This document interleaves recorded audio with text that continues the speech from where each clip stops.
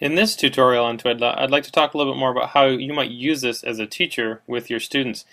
The whole point of it being online gives you the chance to collaborate with other users. So you could conceivably share this whiteboard space with your students and have them add to it, comment, chat, draw, and add text and all those other things that you can do with the different features if you wanted them to collaborate in this space for some reason.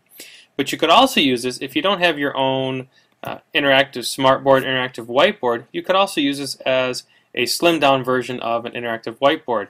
If you project this up on a screen in front of the students and then have them interact, come up to your computer, add comments and text and so forth to the things that you choose. So for instance, I could upload an image. I'm going to go to Images, and I'm going to browse for an image I have on my desktop of just a relief map of Michigan. And so now I've got my map, and I can toss it here and put it on the canvas.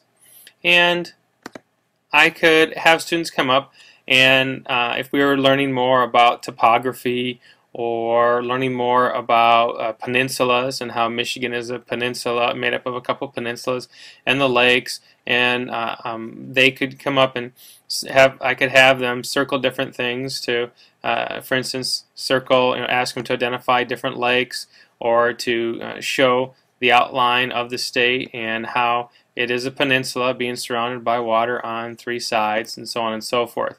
And I could have them add text and different shapes if needed and use this as a demonstration tool where not only I could interact with the image, but the students could come up and take turns interacting. And that's something that when people use the interactive whiteboards, they do interactive smartboards, they do that a lot where students get to come up and add different things to the image and demonstrate their learning and understanding that way. I could also have a document that we looked at as a class. So again, there would be no reason why I couldn't have this already loaded beforehand, but I'm going to grab just the syllabus for a class and use that as an example. Here it is, and so now I can click on it, but I can't go in. This is more of an image of this document, so I can't go in and just start editing the text on here. I could actually use my erase tool, and I can erase some of the text if I want to, but I don't really want to do that, so I'll undo. But again, I can use the different tools here to go in and highlight different areas if I wanted to for some reason. And the third thing I can do as far as bringing things in to mark up and look at is I could pull up a website. Okay, and so I'm going to select this right now and delete it and put in a new address, actually the EdTech Wiki, and I'm going to go to the EdTech Wiki. And notice how it overwrites the Word document that I put in there. So here's the EdTech Wiki. Okay, now I still have all these capabilities that I had before. Alright, so I can put in different shapes here, and maybe if I'm teaching a class on web design, I could use this to mark up different things. Say, notice how they use subheadings here and the bulleted list, and we've got different ways to get the feed and so on and so forth. So I could use this, mark it up in different ways, and I can switch over to the browse if I want to.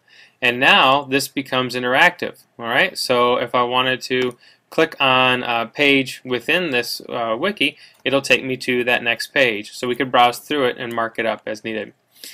So again, this is a way that we could use this. If I don't have an actual smartboard, interactive whiteboard, this doesn't give me all the capabilities of a board like that, but it's free and gives me some of those capabilities. So I could still use it to a certain extent in the same way I could use a smartboard.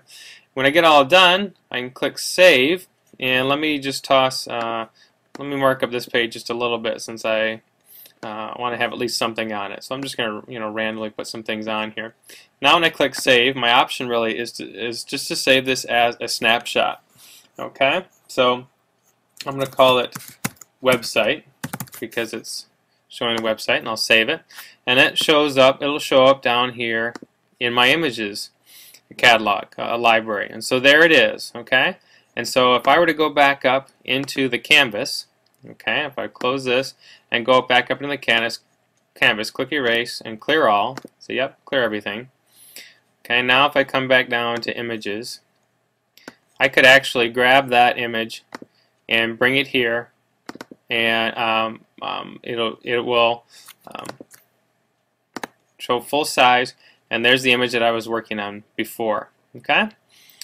If I actually want to be able to save this, I can control click on it, or on a PC I can right click on it, and I can do save image as, okay, and then download that to my computer.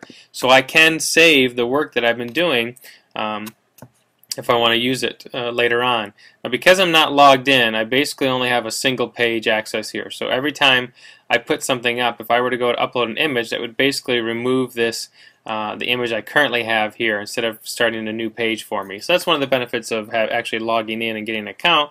You can have multiple pages in your session as opposed to continually overwriting what you're doing.